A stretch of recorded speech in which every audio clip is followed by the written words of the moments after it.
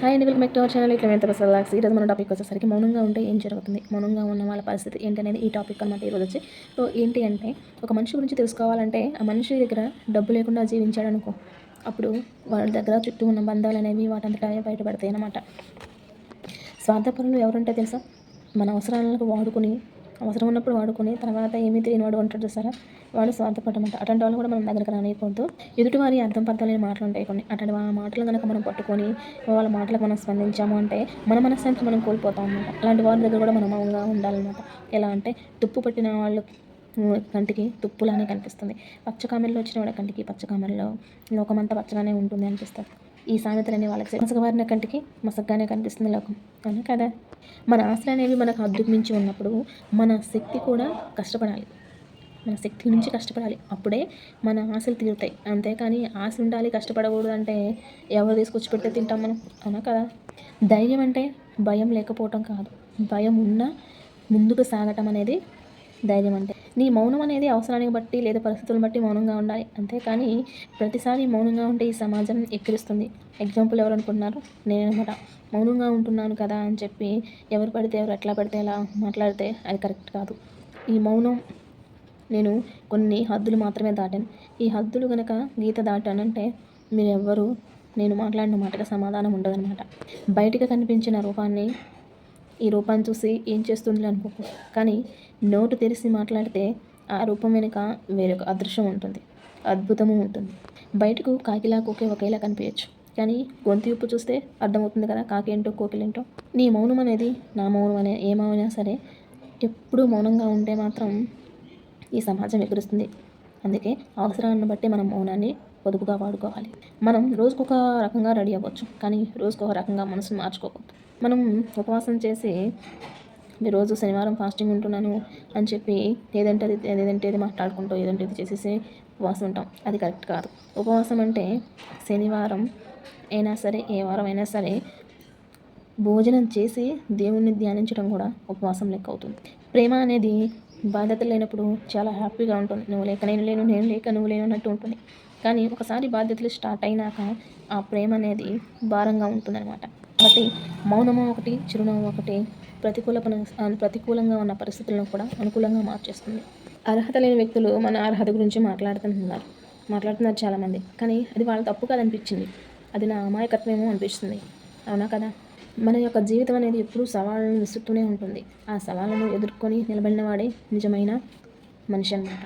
అంతేగాని సమస్యలు వస్తున్నాయని భయపడుతూ పోతే నువ్వు ఎంత దూరం పరిగెత్తినా ఆ సమస్యలు నేను ఎదురు వస్తూనే ఉంటాయి, నీ వెనుక వస్తూనే ఉంటాయి. నువ్వు ఎన్నాళ్ళు ఏ చేసినా అక్కడ ఈ రోజు కడిగి పోతుంది, దానికి దినదిన గంట నూరేళ్ళ ఆయుష్లా కూడా ఉంటుంది అనమాట మన లైఫ్. అలా కాకుండా సమస్యను కనుక ఎదురుపడి నిలబడితే అంత చిన్న సమస్య అయినా చేజారిపోతుంది. లేని దానికోసం ఆరాటపడటం ప్రతి అడుగు నరకమే, ఉన్న దాంట్లో సంతృప్తి పడటం ప్రతి అడుగు స్వర్గమే, అవునా కదా. మనం ఎక్కువగా పూసుకుంటే గంధం కూడా ప్రమాదంగా ఉంటుంది. అలానే బంధాలను కూడా ఎక్కువగా మనవాళ్ళు అనుకుంటే ఆ బంధాలు కూడా మనకి బరువు అయిపోతాయి అన్నమాట. ఎలాంటి ఆందోళన లేకుండా మనస్ఫూర్తిగా ప్రశాంతంగా నిద్రపోయేవాడు పెద్ద గొప్ప అదృష్టవంతుడండి. అంతేగాని సగం నిద్రలు పోయి సగం సమస్యలతో నిద్రపోయే వాళ్ళు మాత్రం అదృష్టం కాదు. ఎంత ధనమున్నా ఆస్తున్నా లేదు, ఎన్ని సంతోషాల ముందైనా మనశ్శాంతిగా నిద్రపోయిన వాడు అంత అదృష్టవంతుడు ఇంకెవరు ఉండరని నేనైతే అనుకుంటున్నాను. అవునో కాదో కామెంట్ చేయండి. ఆత్మగౌరవాన్ని చంపుకొని బతకడం చాలా నీచమైన జీవితం అన్నమాట అది. అలా కాకుండా నీకున్న దాంట్లో నువ్వు సంతృప్తిగా పక్కన బ్రతుకు, అది స్వర్గమే అవుతుంది. మనం జ్ఞానాన్ని సంపాదించిన పనిలే, నువ్వు చేస్తున్న ఈ అజ్ఞానాన్ని గుర్తించుకుంటే చాలు. ఇది నేను తప్పు చేస్తున్నాను, నేను ఇలా చేయకూడదు, తప్పు సరిదిద్దుకోవాలంటే చాలు. మనకు పెద్ద పెద్ద జ్ఞానాలు అవసరం లేదనుకుంటా.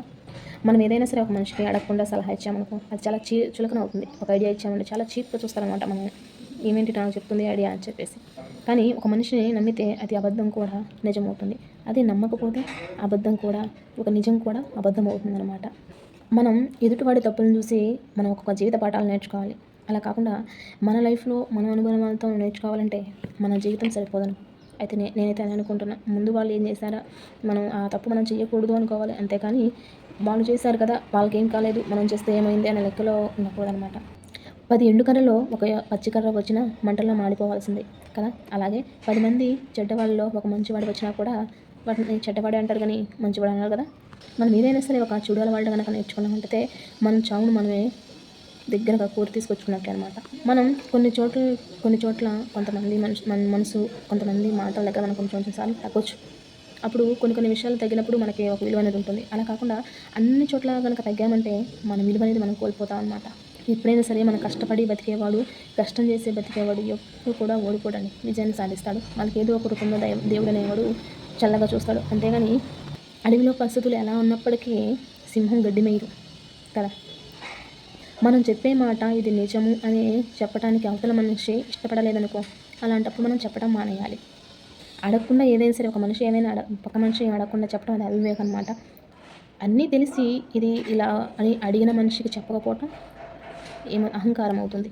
మనం చేసే పూజలు ఎంత ఫలాన్ని ఇస్తాయో మనం చేసే పాపాలు కూడా అంతే ఫలాన్ని ఇస్తాయి.